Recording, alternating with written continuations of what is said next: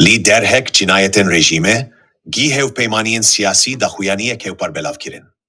Hevpeymaniyen kongireya netewin İran'a federal u yekgirtina gişti bo azadi u vekhevi li İran'e, li derhek kuştina sistematika neraziyan u cinayetin berdevamen rejima İslamiya İran'e bidiji mirovahiye, daxuyaniya hevpar ru bi civaka cihani ya parezvanen mafen mirovi u parastina rumeta mirovi belav kirin.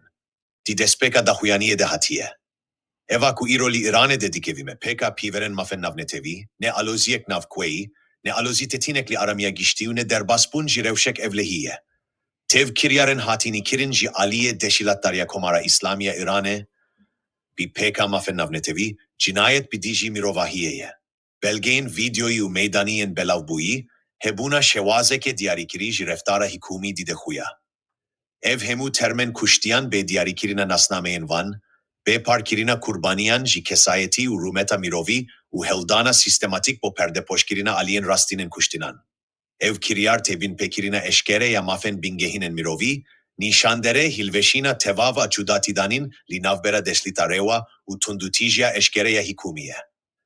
Reftara rejima İran'e minaka heri rohnu berça va bin pekirinen berdevam u bimicidi ya sozen navneteviyen rejime, envek sozen li girebesta navnetevi ya mafen medeni u siyasi, hala ke dehebuna kuştina khoserane, hala ke dehebuna beseruşum kirina bizore, u hala rezgirtin jirumeta binyati ya mirove.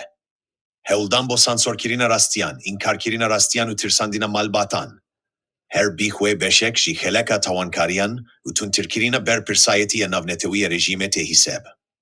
Eva kuli İran'e dedikevime, minaka cinayet bidiji mirovahiyeye.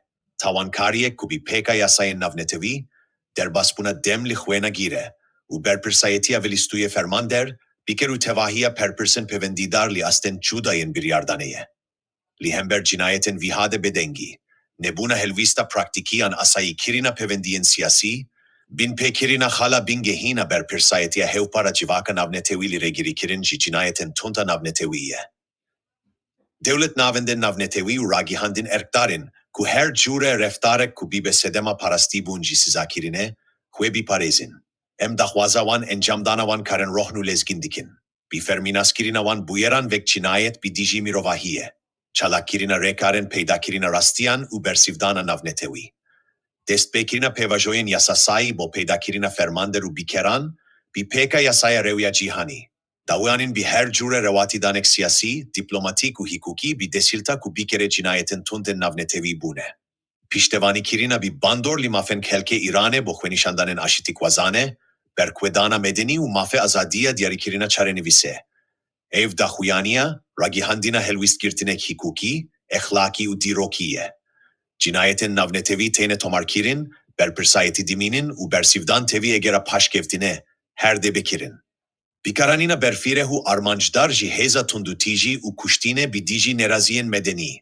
Tekeya rasterast bi kelke, kuştinen serveya sayan, beseruçunkirina bi zore ya termen kuştiyan, regiri kirin ji gihandina zanyariyan bi malbatan u givaş kistin. Gefkwarin u sizakirina malbaten kurbaniyan, ne kiryarek micariyan bertek nişandaneke. Belku beşek ji erişa berfirehu sistematik bidiji kelke medeniye. Yekgirtina gişti bo azadi u vekevilirane. Kongireya neteven İran'a federal, sezde kanuna duyema 2026.